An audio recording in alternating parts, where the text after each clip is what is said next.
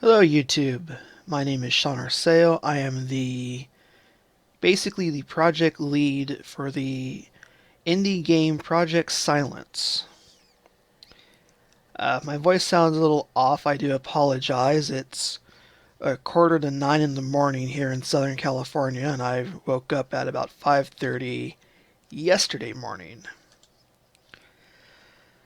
As you can see right here, I am using the Engine 001 game creator, which is basically used mostly for RPG games. It is done in 2D, though, as you see here, they have been rolling out 3D recently. I have not played with it yet. Possibly after this project, I will see how well this works before deciding if I want to continue using this engine or move on to something like Unity or Leadworks or something like that. So today we are going to take the first actual look at the game Project Silence. I do not have an actual full test build of this game yet. The last test build I have was from almost 2 months ago. As you can see here, this will not be displayed in the built game. So,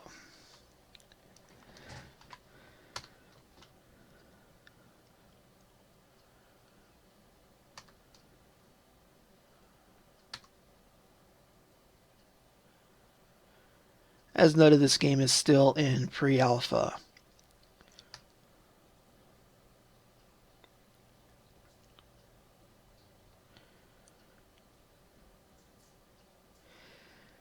Now, in the final build, I do plan on having full voice acting. I cannot promise to what extent I will have, but for the most part, the majority of the lines will be voiced. Now, some lines, such as if I were to come over here and look at this box, this would not be voiced. This is more inner thoughts.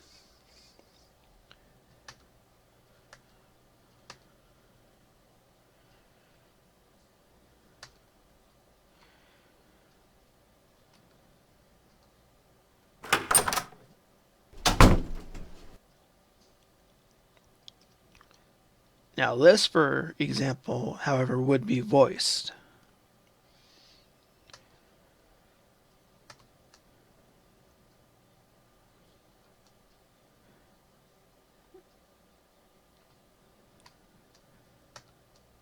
I also want to give just a quick shout out to the website freesounds.org, which is where, probably when all said and done, all of the sound effects will come from.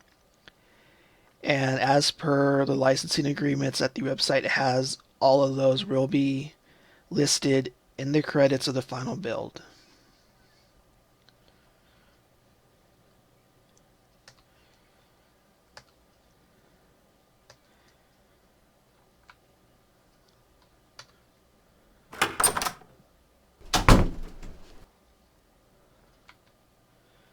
Now you will come across some doors, which, as noted, are locked. Some of the doors, such as up here,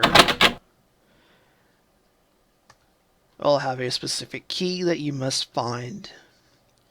Others, such as this one here, are more, as the game progresses, they become unlocked.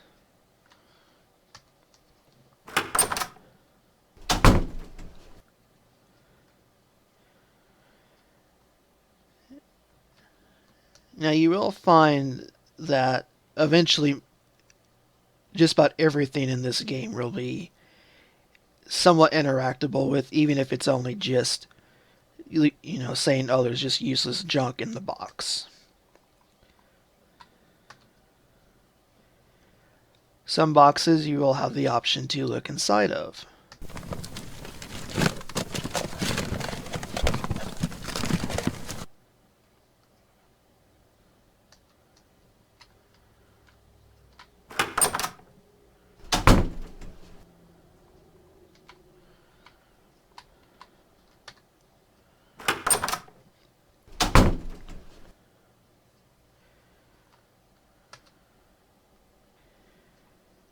Now, as shown on the blog, you can find books. This one here is a book on Japanese superstitions.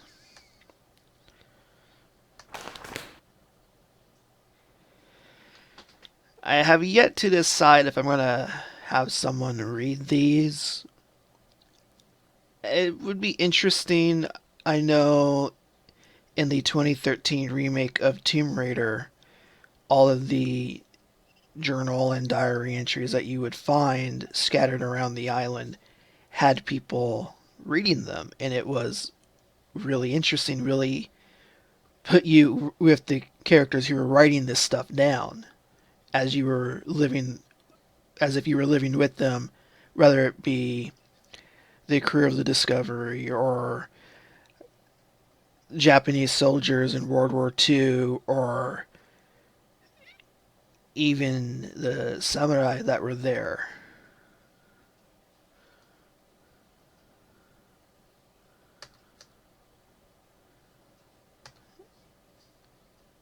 For the record, I did actually read that after realizing I've been sleeping with my head in a northern position, so I guess if I go to Japan, I'm screwed.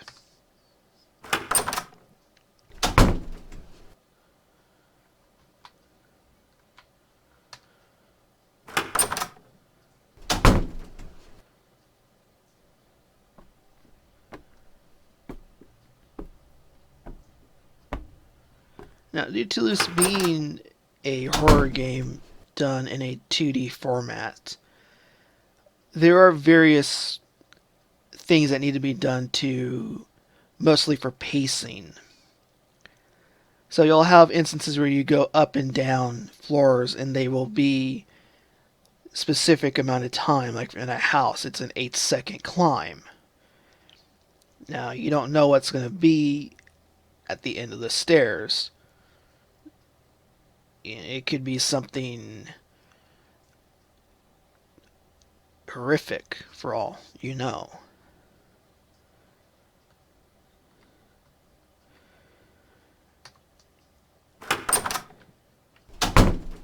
Now, currently this room has the most interaction despite the fact that virtually nothing is actually picked up in this room. Like, for example, you have the filing cabinets, but you can't read the files. You can have some that you can't get to open. And it looks suspicious. Maybe you can find something later to do it.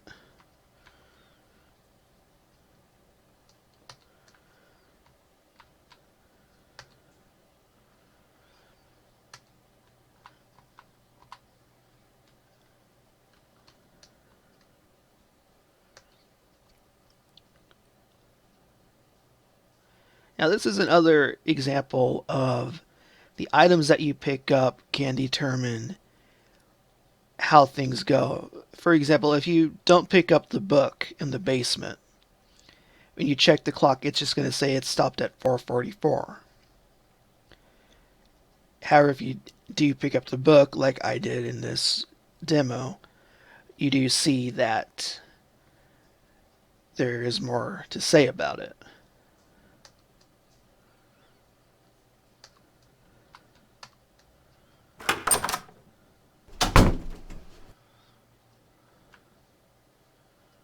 Now, for the moment, I'm going to skip this room. I'll come back later.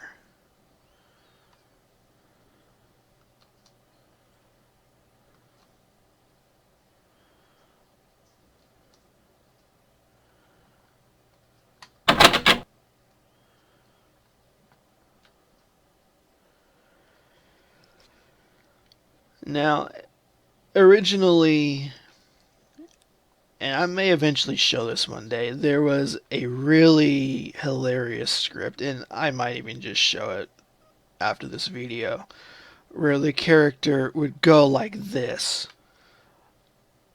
before looking at the door, back when this was the front door, this was the back door.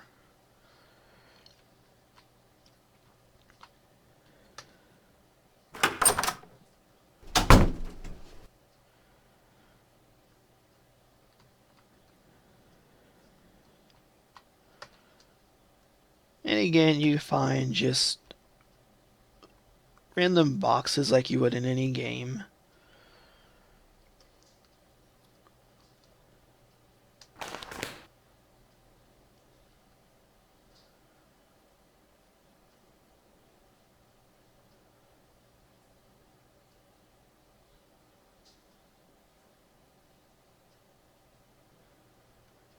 Now, I have heard of this.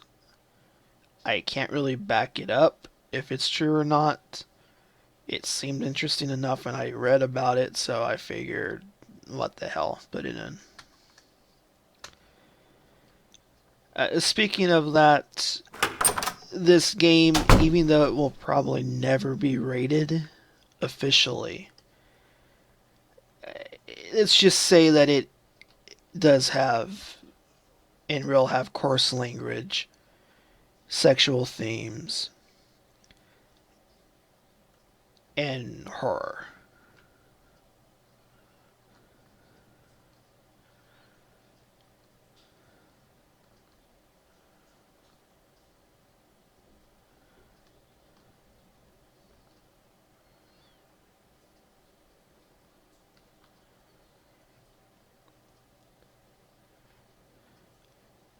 Yes, I am going for the Amnesia route.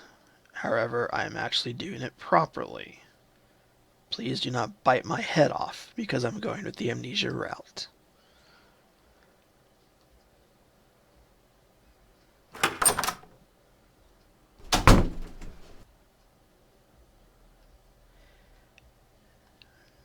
Now, later on, I will probably go back and have some of these set to a timer. So instead of having you just sit here and you waiting for you to press the enter key to move on, it'll move on automatically.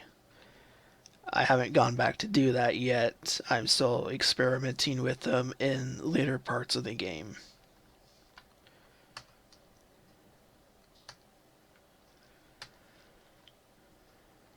Now, if you've seen my blog, this might seem familiar to you as the loops that I mentioned that you find hidden in the game.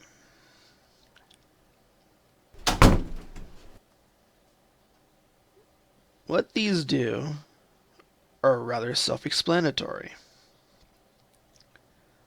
You basically just keep walking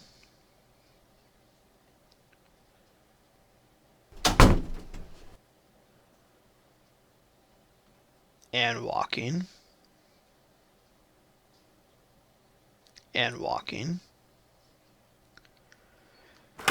and walking some more.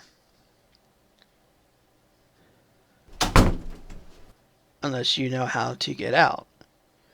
Now for this first one, this first loop in the beginning of the game, it's pretty self-explanatory. If going one way doesn't work, go the other way.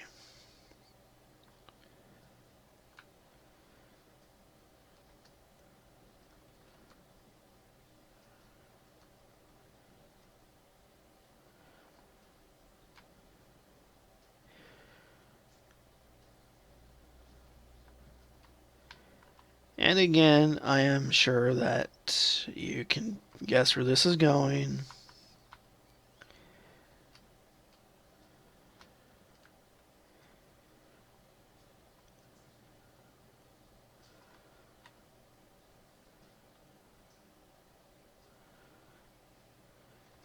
Now, one thing I did mention is when you go through the loops, if you find all of them, you get a unique ending to the game.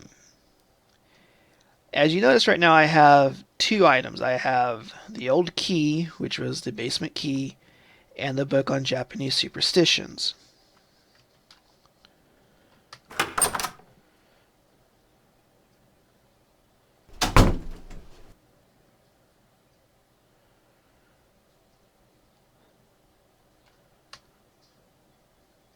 As I said, there is language in this game. Now you go back to your items and you'll notice you have an item called the Bane of Hell. I know that the description kind of goes off the screen. This was an unfortunate side effect I found, and I just haven't gone back to fix it yet.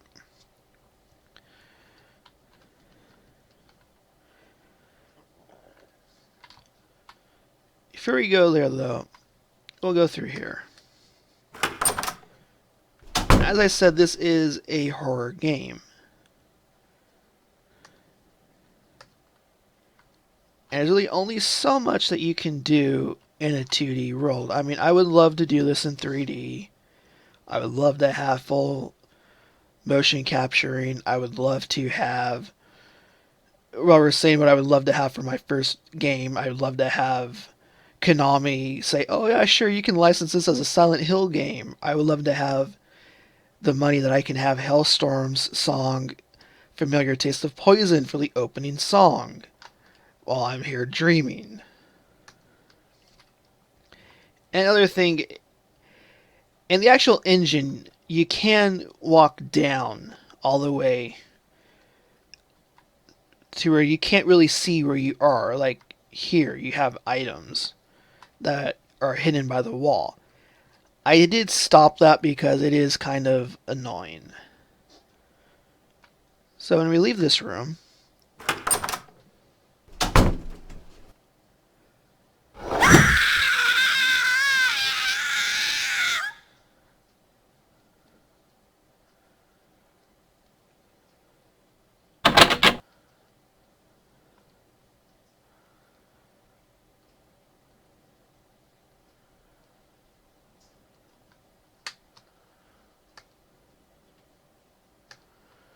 so there will be jump scares in this game.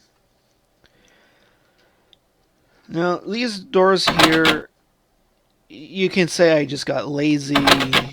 You can say whatever you want. I might go back and fix them later. I haven't decided yet.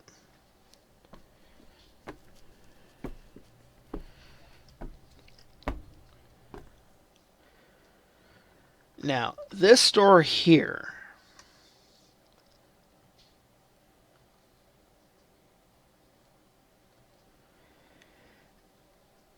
I also mentioned the developer rooms.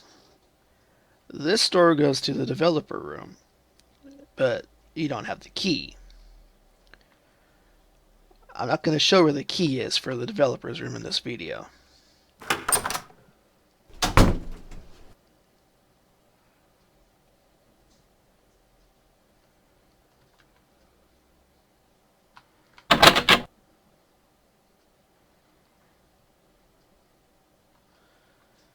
So as noted, virtually everything will eventually be interactable with. So if you were to come up here, find a note.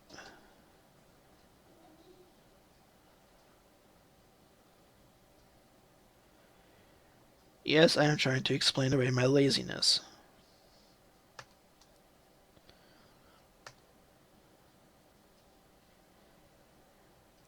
So now this here is your first puzzle if you didn't explore already.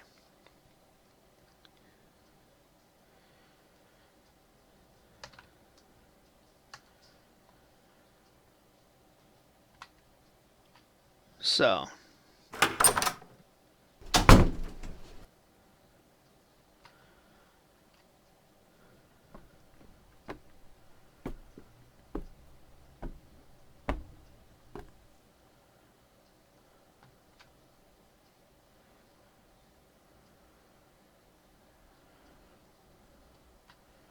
come back to this room that we bypassed on our original right through the hall, and we'll find ourselves in a bathroom. Now the note stated that they'll never find what you flushed.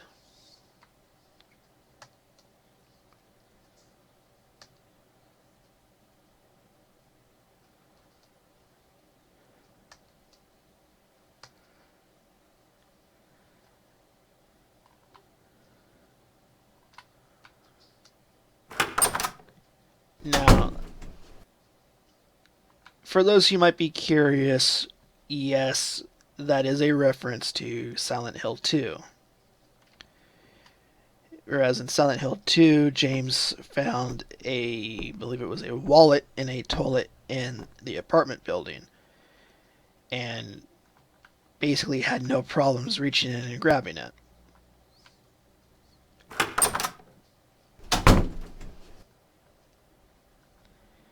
And you come up here and you can no longer interact with it.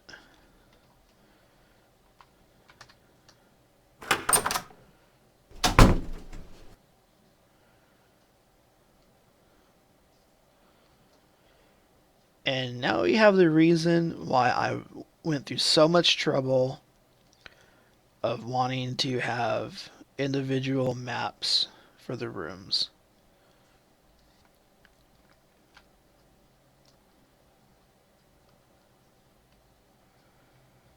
Because in the original map, you would just walk up and see this on your way through the hallway.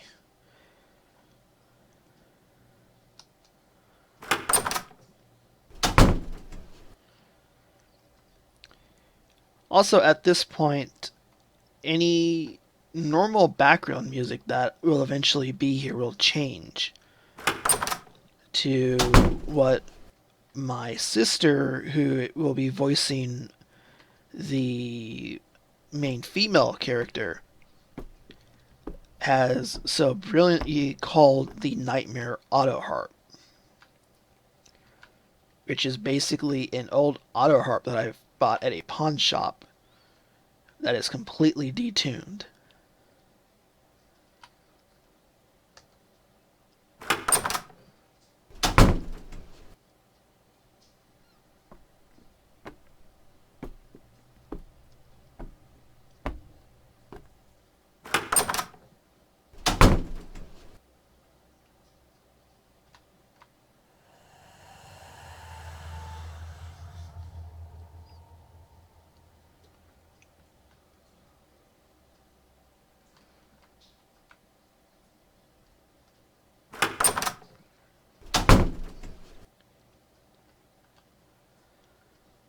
I'm glad I had that actually fixed. In my original testing of this morning, the scripting for in here was broken, so I'm glad I remembered to save it.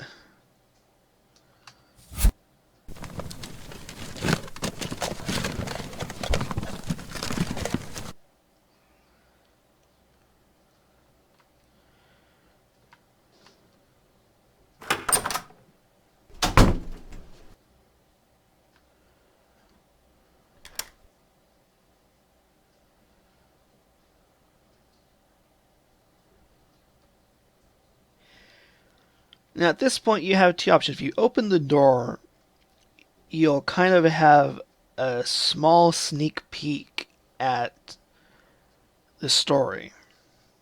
You can ignore it, and no, you don't get the sneak peek. For the sake of the video, though, we're gonna open the door and go inside.